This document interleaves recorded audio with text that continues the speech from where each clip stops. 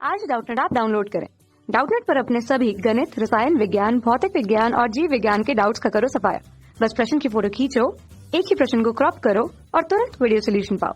अभी डाउनलोड करें। दोस्तों, हमारा प्रश्न है कि दोस्तों यहाँ पर हमें प्रश्न पूछा गया है कि ताप सुघट्य, जिसे हम कहते हैं दोस्तों थर्मोसेटिंग, ठीक है, और यहाँ पर हमारे पास क्या है, वो है ताप दृढ़ बहुलक। क्या है, इनमें क्या अंतर है, ये हमें प्रश्न में पूछा गया है, ठीक है, और प्रत्येक का एक एक उदाहरण यहाँ पर दीजिए, ये हमें प्रश्न में कहा गया है, ठीक है।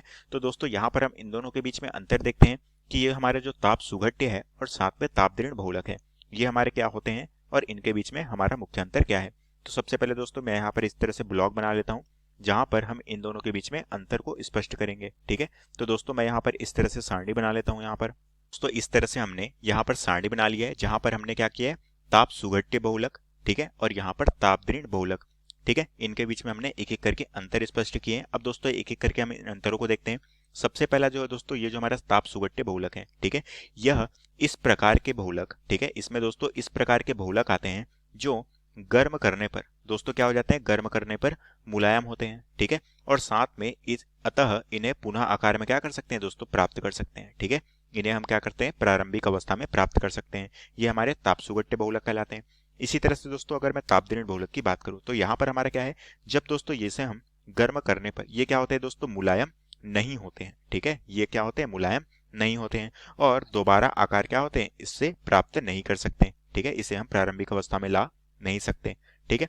तो ये हो गया दोस्तों इन दोनों के बीच में पहला मुख्य अंतर। इसी तरह से दोस्तों दूसरा मुख्य अंतर क्या है, सामान्य रूप से दोस्तों ये जो हमारा ताप सुघट्य बहुलक है, ये क्या होता है दोस्तों, सामान्य रूप से ये कमजोर होता है, कोमल होता है एवं क्या होते हैं, कम भंगुर होते हैं, ठीक है। और अगर दोस्तों अपेक्षाकृत ताप दृढ़ बहुलक की बात की जाए तो इसकी प्रवृत्ति क्या होती है, ये कठोर होता है, प्रबल होता है, साथ में भंगुर प्रवृत्ति के होते हैं, ठीक है।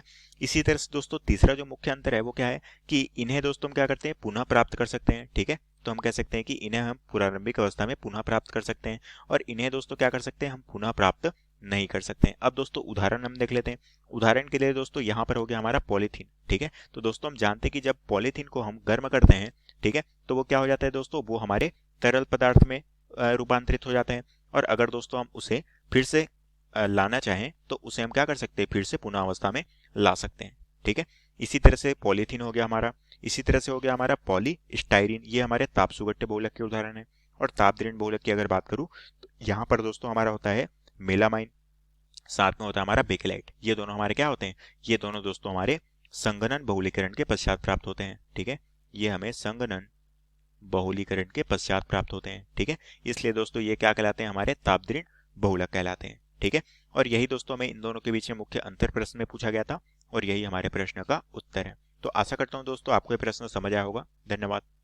कक्षा 6 से 12वीं से लेकर नीट, IIT, JEE वो एडवांस के लेवल तक 1 करोड़ से ज्यादा छात्रों का भरोसा। आज ही डाउनलोड करें डाउटनेट ऐप या व्हाट्सएप करें अपने सारे डाउट्स 8400 400 400 पर।